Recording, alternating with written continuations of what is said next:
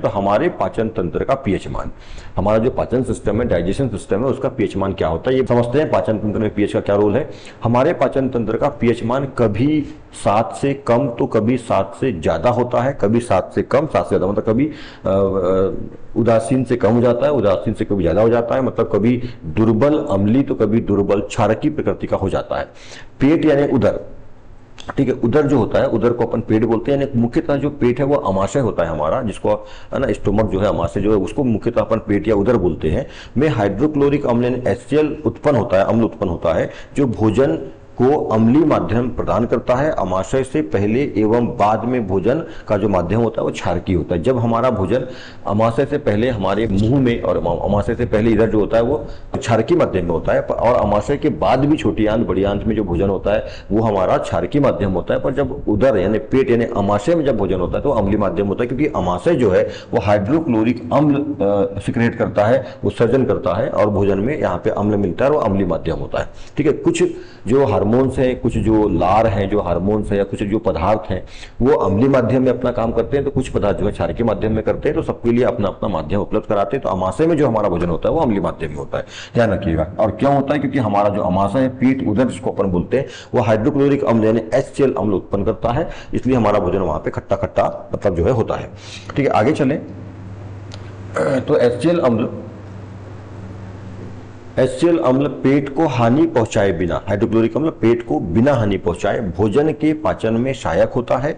अपच की स्थिति में पेट अत्यधिक मात्रा में अम्ल उत्पन्न करता है। अपच का मतलब भोजन का न पचना अपच कहलाता है। अम्ल उत्पन्न करता है जिसके कारण पेट में दर्द एवं जलन होती है।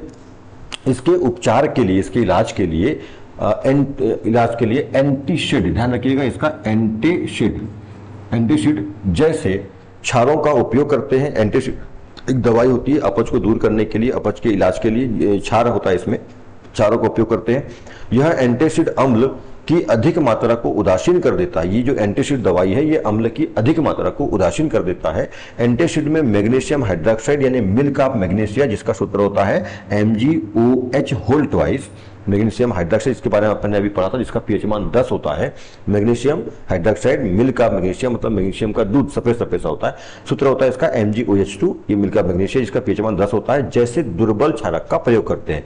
कभी आपको प्रश्न आ सकता है कि आता है 1 नंबर में कि अपच के लिए किस औषधि का प्रयोग करते हैं, तो एंटीसिड याद रखिएगा। और एंटीसिड में होता क्या है, मतलब कैसे मिलकर बनता है वो, तो मैग्नीशियम हाइड्रोक्साइड दुर्बल क्षार होता है उसके अंदर, जो अम्ल, देखो अपने पहले पढ़े कि अम्ल क्षार को और क्षार अम्ल को उदासीन कर देता है। तो जब अम्ल की मात्रा हमारे शरीर में बढ़ जाती है तब जब अपच होता है हमको, मतलब हमारा हम जब पूरे गले तक भोजन कर लेते हैं, ज्यादा मात्रा में भोजन कर लेते हैं, तो भोजन पच नहीं पाता है, अपच की स्थिति बन जाती है और वहां अम्ल की मात्रा बढ़ जाती है। क्योंकि जो अभी हमने पहले पढ़ा कि जो हमारा अमाशय है वो अम्ल सिक्रेट करता है, ठीक है, अम्ल उत्पन्न करता है। उसकी अमाशय की दीवारों से अम्ल निकलता है जो भोजन में ठीक से मिल नहीं पाता है, तो वो दीवारों के किनारे किनारे जो HCl अम्ल है वो जलन और दर्द पैदा करता है। उसको दूर करने के लिए एंटीसिड नाम की दवा का इस्तेमाल करते हैं, जिसमें क्षार होता है। कौन सा क्षार, मैग्नीशियम हाइड्रोक्साइड। तो अम्ल को क्षार उदासीन कर देता है और जलन और दर्द में हमको आराम मिलता है और भोजन भी हमारा डाइजेस्ट हो जाता है, पचता है।